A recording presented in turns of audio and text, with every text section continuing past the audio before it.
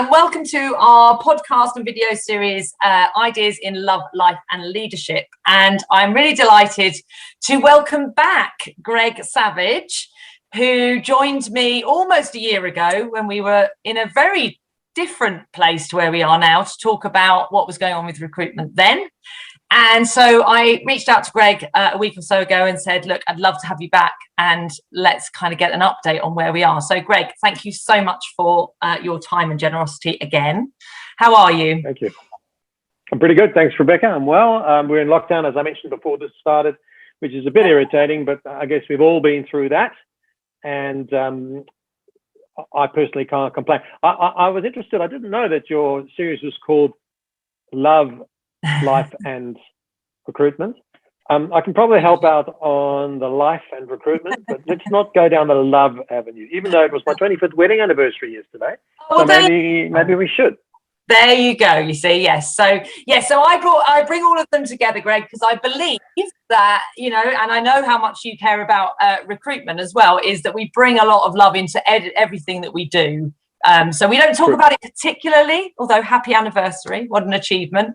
But we can focus more on life and leadership for today, if that's okay with you. A lot of people say my 25 years married is an achievement, but they're referring mainly to my wife and her forbearance. Anyway, it's always a partnership. Yeah. So what I thought would be fun to do today, Greg, and I went out to my community and just said, look, we're having Greg back on. As you know, I share your book and your newsletters and your podcast with a lot of people that I work with in recruitment, because I think you talk a hell of a lot of sense and you've got some great things in there. I've got the book here as always. So we do still promote that for you. But what I thought would be good to go out to the community and say, look, you know, what would you ask Greg if you had the opportunity? And like I say, sort of find out where we are. So that's kind of what the format for today. So I've got some questions that I'd like to put to you, and I'm sure the conversation will build from there. So the first one actually was one that I wanted to ask you, which was last time when you came on, you ended with a fantastic quote, which I've used time and time again, which is that the sun will shine on recruitment again, because we were kind of in heavy lockdown at the time and things looked pretty, or could feel like they were pretty dire at the time. So I guess the obvious question is the sun shining now on recruitment? And what's the weather forecast like for us moving forwards?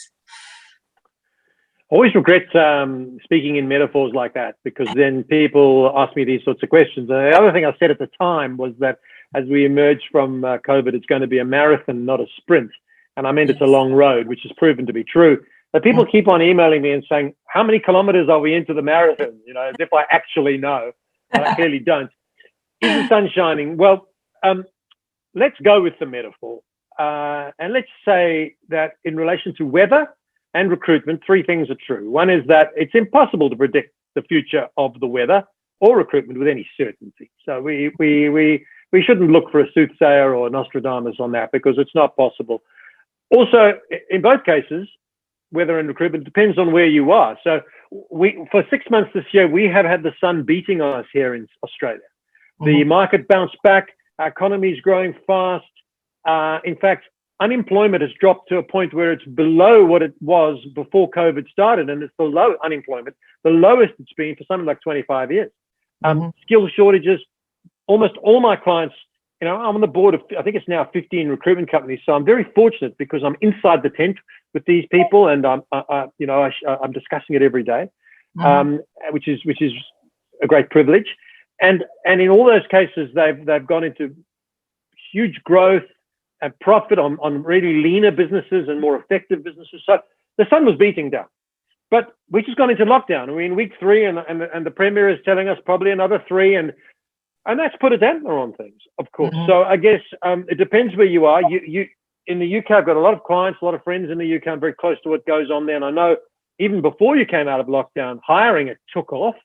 And I'm not going to say anything vaguely political, but you know, your case rises are climbing again. So who knows in terms of the weather? So and in terms of recruitment. The third thing I'd say about both of them is that it depends on how you prepare for it. the weather can be almost unnoticeable if you're properly prepared, and it can be miserable if you're not. And that is the point I'd like to focus on, which is in terms of recruitment. I think that the shock of COVID has subsided. I mean, I remember a year ago when we were talking on this podcast, honestly, and I don't say this with any sense of flippancy, I was talking my clients off a ledge in some cases, almost. Grown men and women crying with fear and shock, and it was terrible. That's behind us. I do think that notwithstanding that we'll slip in and out of confidence, just as we've done in Australia and you've done several times and might do again.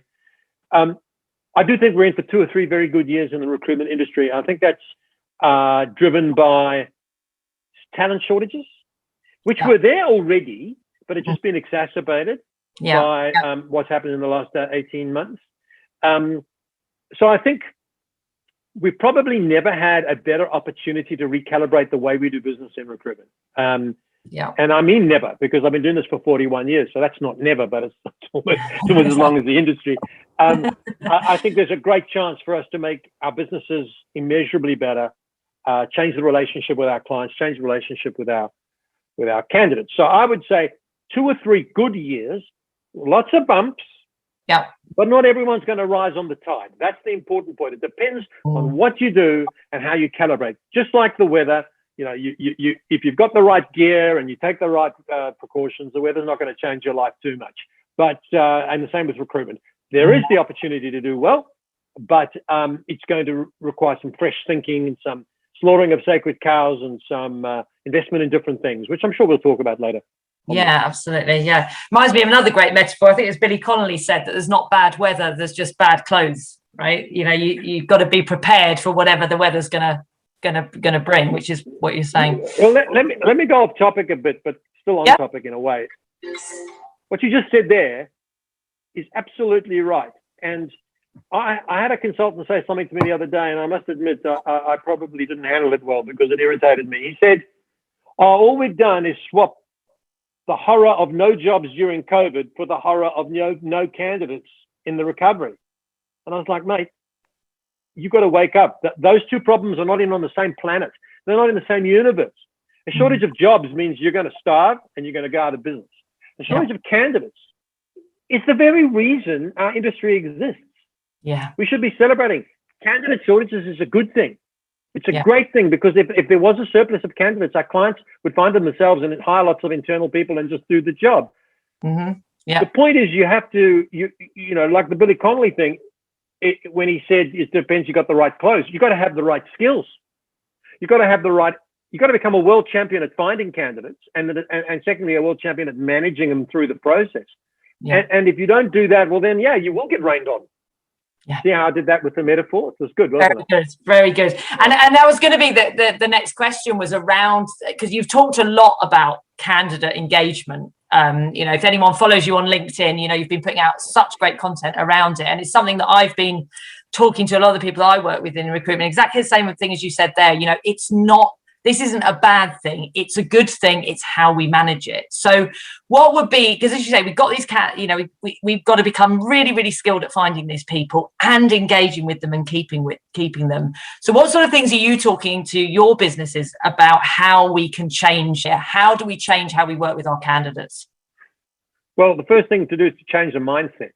Stop complaining about a shortage of candidates and waiting for and complaining about the candidate's behavior, which I hear every day. Candidates are ghosting me. Candidates are coming up with counter offers, and sort of sitting outside the problem and complaining about it. This is pathetic.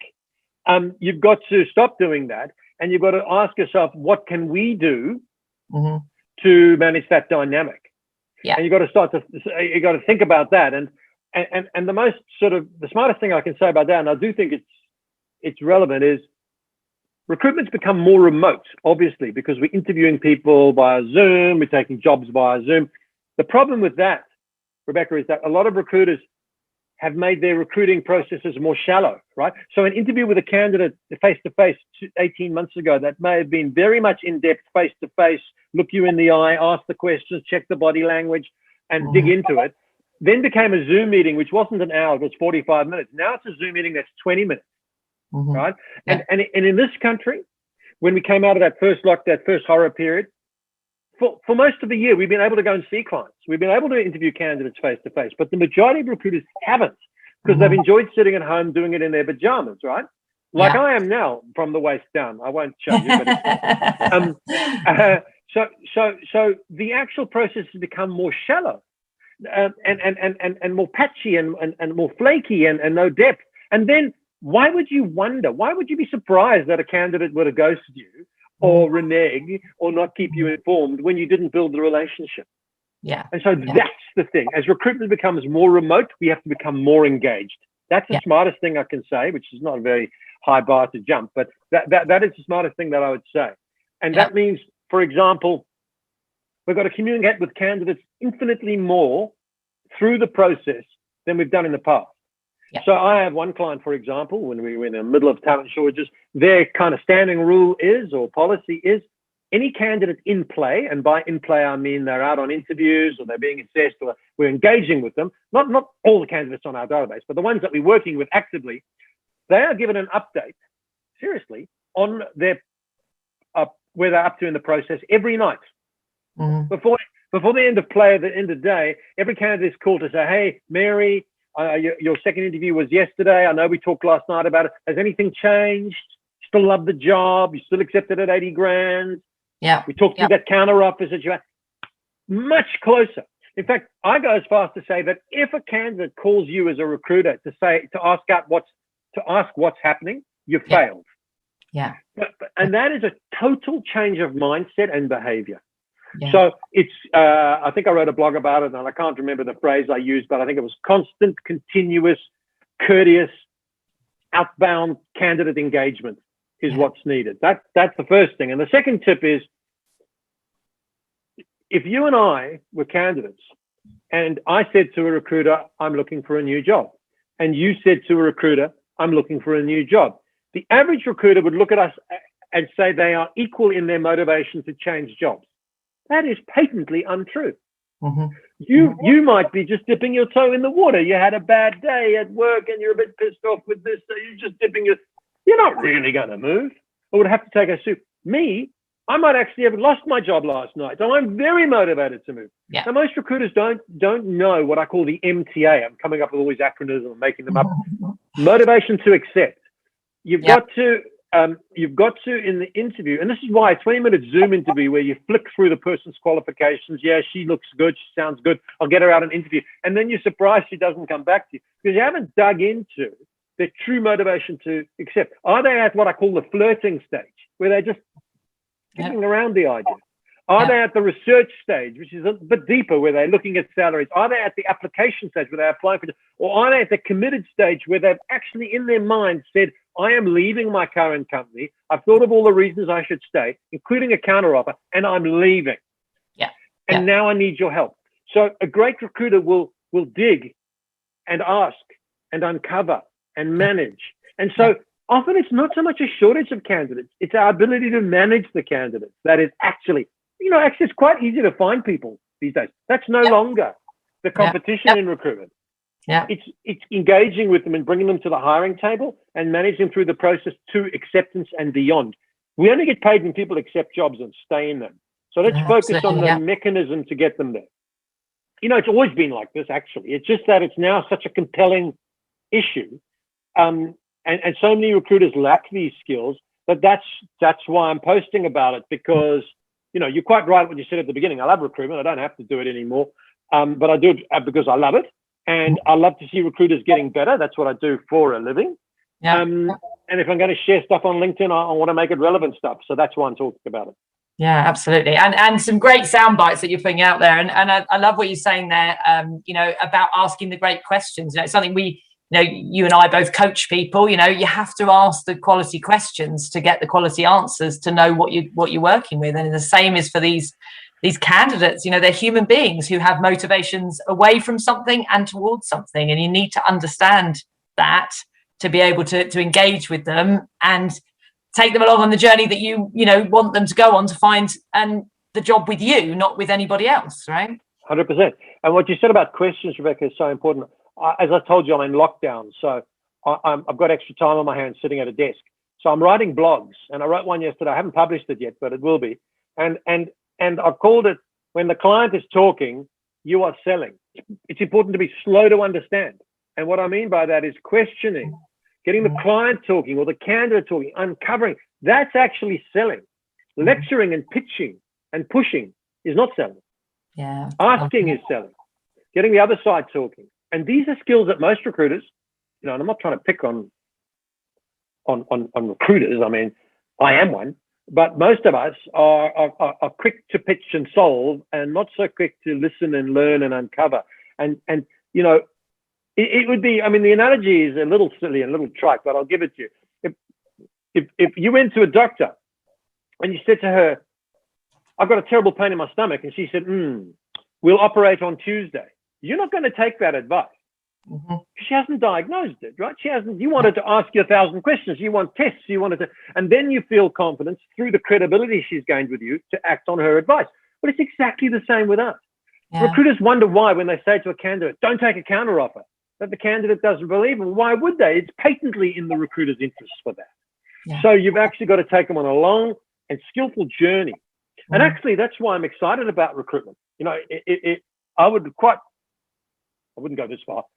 I almost quite like to be a 25-year-old recruiter because now's the time to make your mark. Now's the time to really hone your skills. A lot of recruiters who are very transactional and just stuck in the keyword sort of matching, spamming sort of ethos, they will struggle in a consultative environment. Yeah. But that's the future. Yeah, absolutely. And that is it, like consultative coaching, asking great questions, listening, slowing down, I think, is another great tip to give people, because we're all in such a rush to get to the next thing, but actually just slowing down, listening to what those candidates or clients are saying to you, and really taking on board what they're saying and answering that question, answering what they're saying, not just pitching what you want to happen, I think is exactly really exactly right. I mean, a tremendous example of that slowing down is most recruiters are smart enough to ask a permanent candidate, why are you looking for a new role, and what are you looking for in that new role? And often the candidate will say something fairly trite, like career advancement. And there's a lot of average recruiters out there who write that down. That's only the beginning of the conversation. What does it mean? Yeah. Career advancement for you is different to what it means for me. And it may not be career advancement at all, because interviews are a performance. The candidate's going to say things that they think you want to hear. That's just the way it is. But you dig. So career advancement, but you work for the Barclays Bank, 25,000 staff or whatever it is. Is there no opportunities? And you dig and you chat, and 5 minutes later you've worked out it's not career advancement. They just want to be home on Tuesdays and Thursdays at 4 o'clock to coach their son's football team. That's the actual motivator. And I'm not being trite. It could be that and a blend of things. The point I'm making is a great recruiter will know the motivation, and they won't be dictating and or assuming. That's the other stumbling block for almost all the disappointments in recruitment that you can have. Not all of them, but almost all of them stem from making an assumption. And these days, if you speak to a candidate at 6 o'clock and you say to her, would you accept this job tomorrow morning on 80 grand if we got the offer tomorrow? And she says, I would accept it. And you went through everything with her. At 10 to 8, you have no right to assume that that's still the same thing. Yeah. Because there's 50 things that could have happened. Another recruiter could have called her. She could have had a change of heart. Her dad could have said it's a bad time to move. Her boyfriend could have said, let's go and live in India. Sure, I don't know. There's a million things. Yeah. And now, it's always been that way. But now it's much more volatile because there's a frenzy of hiring, and because candidates feel they have the power. They may not verbalize it, but they feel as though the boot is on the other foot. And hence we're getting these issues. Yeah, absolutely. So much more we could talk around the candidate engagement piece, and I think it is going to be a topic for much conversation over the next few months, years, as things change, as you say.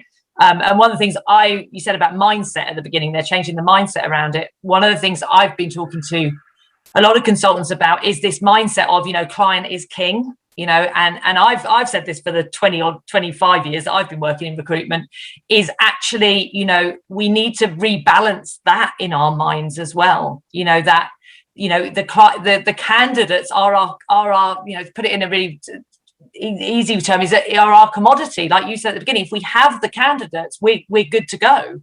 Right, we can talk to as many clients as we want, get as many jobs as we want, but if we don't have the commodity, then we won't make a deal. We won't make a sale.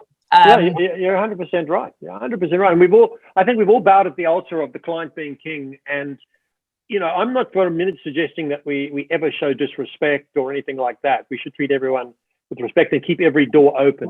But I just had an interaction with an English recruiter on LinkedIn. I was literally typing it, trying to get it, because he was saying, well, what if a client wants to push down your fee and they want to work? And he was trying to get me to say, how do you keep the fee up when the client's treating you like shit and demeaning you? And my answer was, just don't work. Just don't, why are we even having? You don't have to. Why do you want, in a candidate short market, you might have to if there's no jobs. Right. And I've taken jobs from people I don't like when I had no jobs because I've got to put food on the table. But we're not in that environment.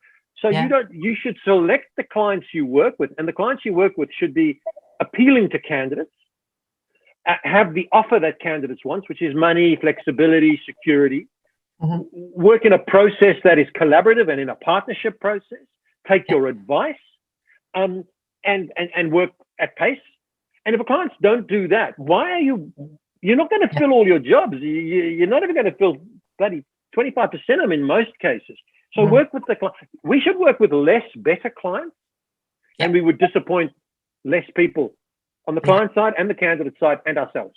So I agree with you. The client is not king. We're a broker between two parties, and you need both. And you need, just as we select we don't place every candidate. We don't even work with every candidate. So why would we work with every client? It makes no sense whatsoever. Absolutely. All part of this as you say, relearning our trade and our profession, right? And getting deeper into how we do that brokerage between them. But let's come back to the questions, because there's so many good ones as well. So I'm going to share someone else's, otherwise they'll just be mine otherwise. So Gary Lincoln from TXM had a whole list for you. But one of his first ones was, and we touched upon this a little bit, but what are the biggest challenges or uncertainties to the recruitment industry in the next 5 years plus? So you covered that a little bit, but anything else that you think is relevant? Look, I think Gary knows the answer to this. And what I mean by that is they are apparent and emergingly apparent, but I'll list them, I guess, as I see it. Talent shortages, here to stay. Yeah. In this country, we had talent shortages prior to COVID, massive talent shortages. There has been a net outflow of people from Australia of 1 million people. We only got a population of 24 million. I read the other day, 1 million people have left to go back to their homes and their countries and COVID and all that, right? They'll all take their skills with them. We've got no immigration into Australia, and our country is built on immigration. So where are the skills going to come from? You've got your own challenges around that, and I think you're going to have similar problems. I think the other thing is recruiter shortages. Right? There is a massive shortage of recruiters. And there's reasons for that. There's always been a shortage of good quality recruiters. But in COVID, and this is true of Australia, these numbers I'm going to give you, but it was almost replicated in the UK. In April, May, and June last year, so this time last year, 36% of recruitment consultants working for agencies in Australia were fired. 1 in 3. Right. Most of them had less than 1 year's experience, because companies let the lighter weight people go, which is understandable. They didn't have the relationships. Those people mostly left the industry and have never come back. Now, those people would have been now entering their 3rd year in recruitment. They would be the prime person you want to hire. Yeah. That generation has been, this is a kind of a very bad metaphor, but it's a bit like the First World War, where a whole generation of young men were lost in the UK and in probably on the other side too. And the whole generation has been lost in recruitment. Plus, in this country, we got a lot of UK recruiters coming over for 1, 2, 3 years and life, and none of them have come for 2 years or 18 months. So and the third thing is a lot of agency recruiters have gone in-house. Plus, fourth thing, a lot of agency recruiters have gone and started their own small business operating from the kitchen table because you can. Yeah. On top of that, as an industry, and this is also true of the UK, we are not good at growing our own. We like to poach. We want the quick fix. It's part of our inherent desire for immediate gratification. And then on top of all of that, the actual skills to be a great recruiter are different. They are the ones we chatted about: the consultative, the influencing skills, the persuasion, the advisory skills, the credibility. A lot of recruiters who are much more transactional, they can't cope in that environment. So to answer Gary, talent shortages, recruiter shortages, linked to that big change in the types of skills recruiters need, which are the ones I've talked about, and some others. The actual topic is, in the context of what Gary asked, is implementing the right technology. Yeah. It's going to be key. We need a technology, but we need the right technology with the right outcomes. And I can enlarge on that. Yeah. And then with the other big trend is that, or challenge, is to move away from this farcical, dysfunctional, multi-listed contingent job order model that we mostly operate on, particularly in the UK, which is a highly, highly transactional market, particularly in London. And of course, there are very consultative recruiters in the UK. The industry is 3.5 times bigger than Australia. There's magnificent recruiters, but a lot of people made money prior to COVID by just referring resumes around at pace. Yeah, that's not it anymore. So changing that model, learning how to sell exclusivity, communicating with the client to get the commitment. And then the other big challenge is changing our whole mindset around attracting and marketing to candidates. That is not something that we've done in a very sophisticated way. We don't extract value from our CRM, our ATS, and those are all challenges. So those are 5 or 6 that I would say are top of mind. There will be specific ones in your market. I don't know. One of the only good things about COVID is that it took Brexit off the table. I don't hear about Brexit anymore. I don't even know what happened. Not sure we do, to be honest. Yeah, right.